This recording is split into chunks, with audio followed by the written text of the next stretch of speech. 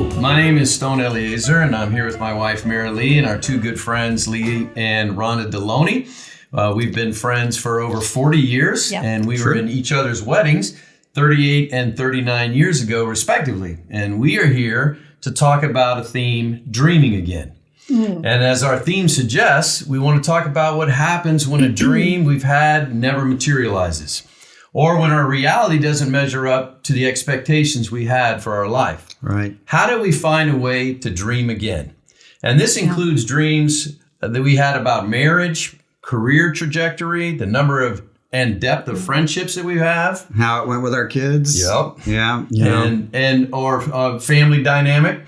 But these events can cause us to struggle and with our identity and our self-confidence. And so we want to start off with a question. I think it'd be helpful to start out by talking about things that can happen in our lives that can cause us to lose our dreams or give up on our dreams. Well, I'll share. I think my faith took a dive when my kids were in high school. Yeah, and remember that.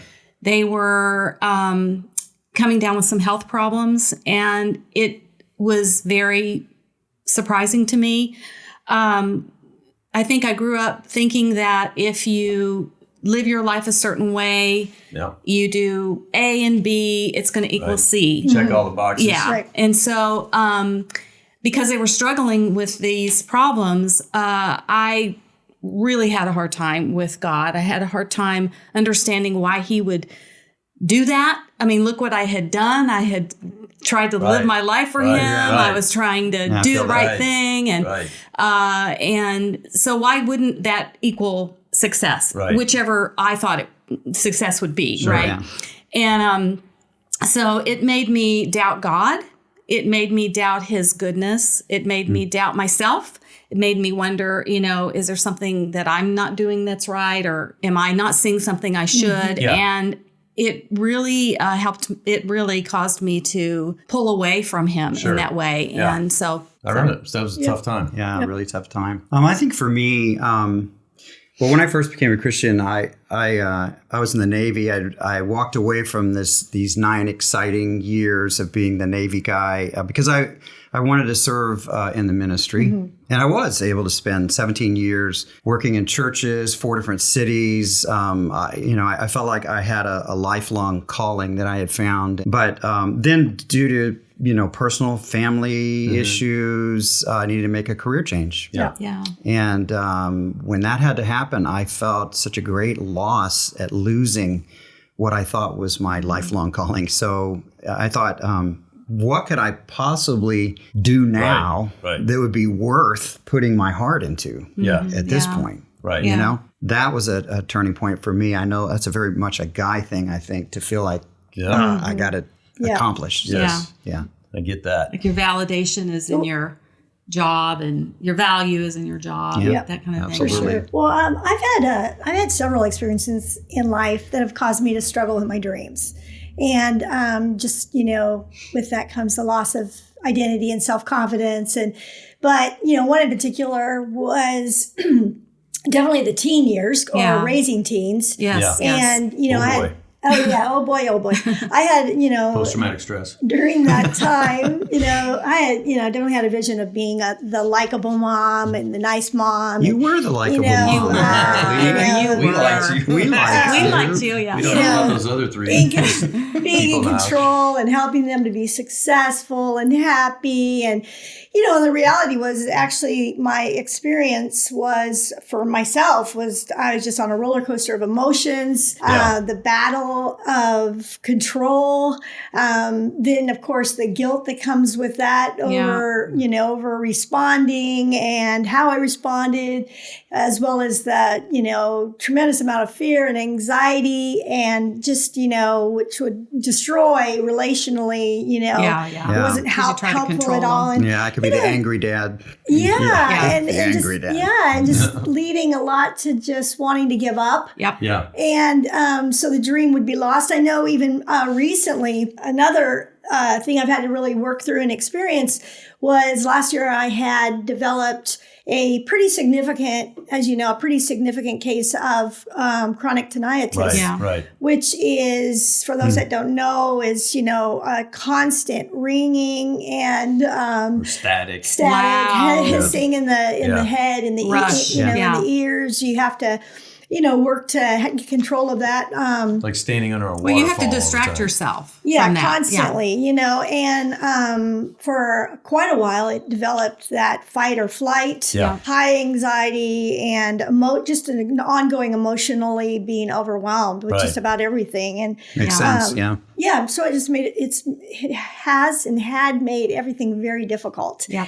Which really led to a lot of struggle with my self-confidence. That was big. I know for me, I could point to several things, but I think one particular was an unexpected event we had not planned on. And one of our kids, while still in elementary school, was diagnosed with moderate or severe depression and anxiety. And I remember feeling like, okay, we can take this on. I was really sad for them and that they had to experience that and wanted to tackle it, but I felt very confident that we could go in and help. But I didn't realize how woefully unprepared I was emotionally, spiritually, and mentally to respond appropriately. Yeah. It was an incredibly humbling experience that made me question myself more than anything else in life I had experienced. Every instinct that I thought was generally the wrong thing to do. Yeah. Many, many times Mary Lee would go, "Hey, how about you step out of the room and let me recover this situation for a minute?" Rhonda would say, "Can I talk to you for just a minute?" Yeah. This is how you should say it. Yeah. Not that way. You're Maybe right. you can go and get us some water and we can. Exactly.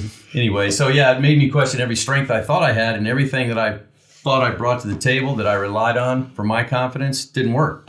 So it made me feel like a failure in areas that I thought were my strengths. Yeah. Right. So I lost confidence that I could lead my family. And if I couldn't lead my family, well, I didn't think God could use me for anything good. So I'd had that imposter syndrome or, felt like a fraud. So, I think I developed a lot of, defensiveness, envy of other people who had less challenges in their life. But that was a real challenge. And it was a sort of a life pivoting, experience. Yeah. I mean, I can relate to that. In the career change that I mentioned, it's really humbling, getting humbled to start from scratch. At 48 years old, I had to start over again in life, And I took an entry-level job. I was working with kids half my age, Right. And I remember that. But what I was learning is just how much of my self-worth and self-esteem had been wrapped up in being successful. And But don't forget the 90-minute commute one way. Yeah, That's exactly. right. Back and forth. Oh my gosh. That's right. You have to work where you Accidents can on the work, highway. right? Getting rear-ended on 880. Oh my gosh. Sorry, East Bay. 3 Yikes. times. But I don't know, things like just to make ends meet, I pulled out half of what we had saved in retirement, and I felt foolish. I had to pay all the taxes and penalties. And during this time of starting over, my kids were teenagers, and they really needed my full attention, but I just really struggled to give that to them. I still feel a lot of regret about that during those times. So it was humbling. It was challenging. So I definitely felt a lot during those times, like a loser, I guess, in some ways. I'd never admit to that. Never said that word. Right. Everybody has a unique and different life and will at some time experience some challenges and difficulties that shake our confidence down to the core and our faith. Yeah. And, we have friends who've lost spouses and friends who've lost children. Right. And the variety of things that come into our lives is very broad. And we hope that, we'll be able to look at some things that'll help us through it. And so that leads us to our next question, which would be, what helped you navigate these experiences so that you could either see past them or discover how God could use you with them? One of the scriptures I think about is Jeremiah 32 and 26, 27. It says, "Then the word of the Lord came to Jeremiah. I am the Lord, the God of all mankind. Is anything too hard for me?" Right. And being able to rely on scriptures and friends and, getting the help in the direction that I needed was so imperative or so important to helping me to get the focus off myself to be able to put it back onto God. And even though the facts might have stated something different, but being able to rely on the promises of God, and that God is so much greater. So I had, I think what I started to realize was that no matter how hard, how difficult things are, God still wants to use me to help other women that and my friends that are walking the same thing, go through the same things, like a lot of circumstances. So just because I and still am experiencing some challenges, my life can be so much more used because of them. Well, I think it helps too, because we all experience those same feelings, right? And so if we're open, if we're talking about it to other people and we're sharing how we're getting through it, then you're encouraged, they're encouraged. And you mean being have vulnerable? Hope. Is that what you're We have saying? dream. The vulnerable We have thing? Yes, Oh, no. Our dreams come true. Okay. Sorry about that.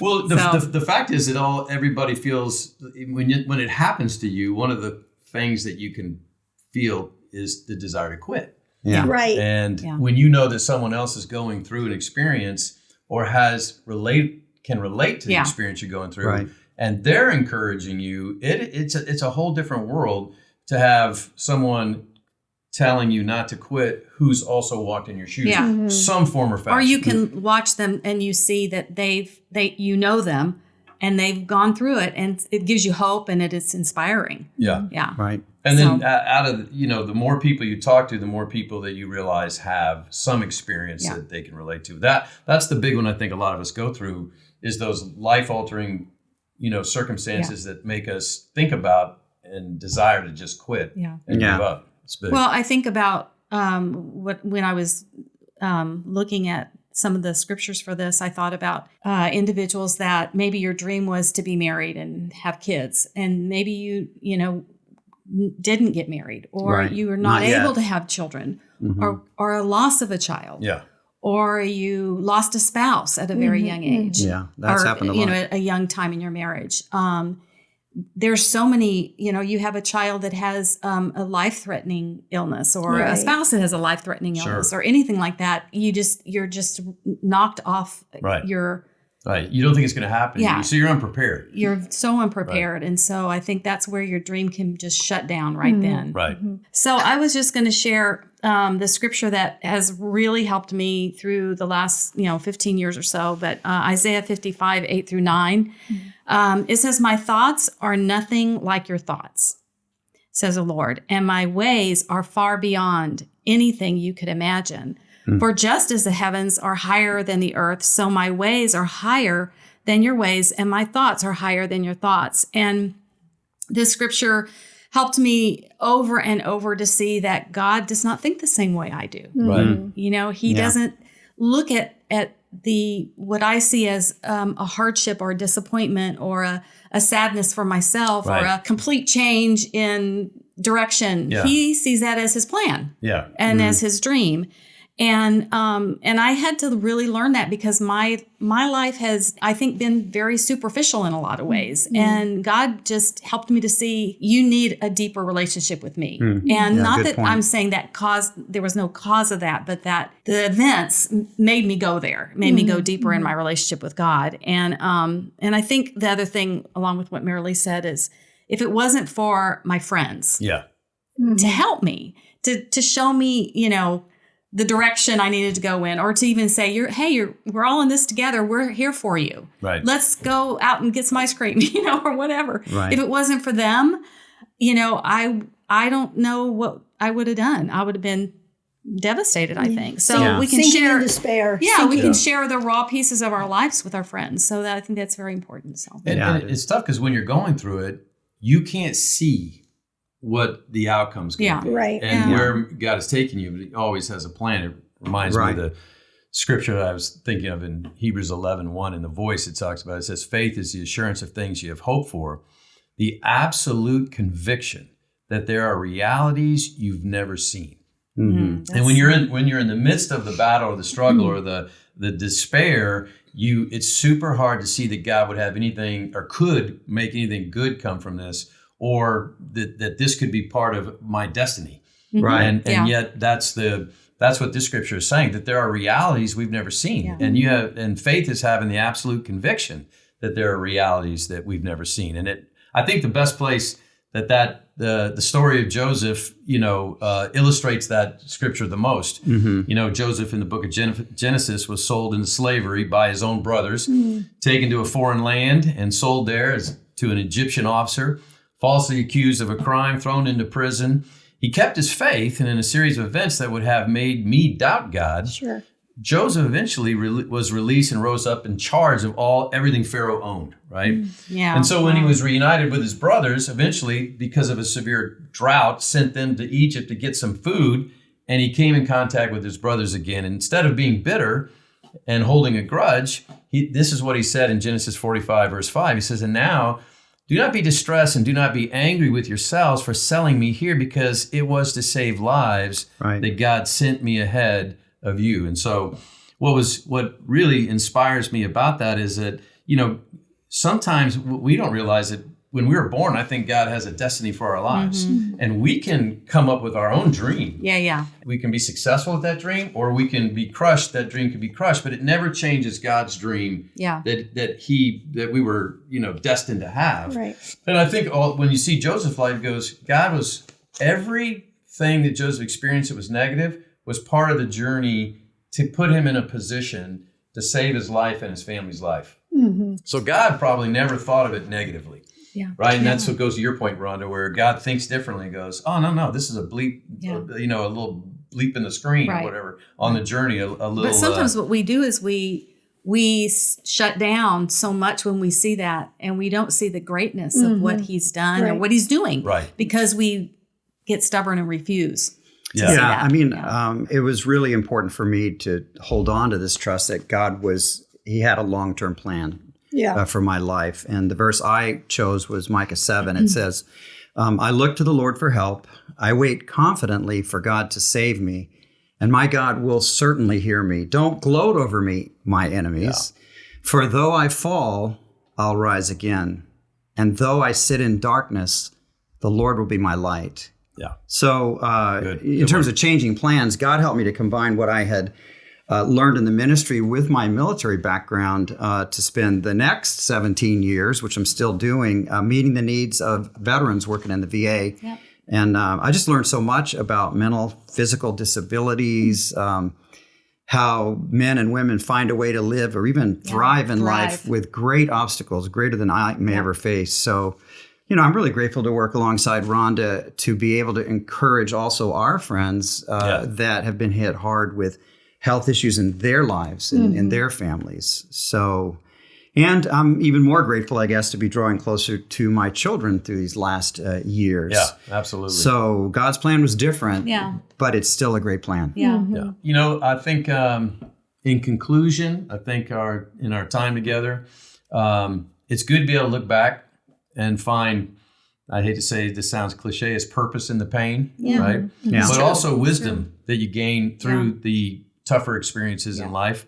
But it teaches us more about God than we would have thought. And so we know that we're all going to experience situations and struggles, and they're going to make us at times question our identity and struggle with self-confidence. But what the moral of the story is, or the takeaway from the experiences, God is always doing something good and something new, for sure, that we may not always see. Yeah. So we can't control our circumstances, but we can control our convictions. Yeah. Right. And we get to have friends along the way. That's right. That's right. So that's great friendships along the way. So thanks for being with us. This is the conclusion of our Let's Talk Night. Hope you have a great time of discussion.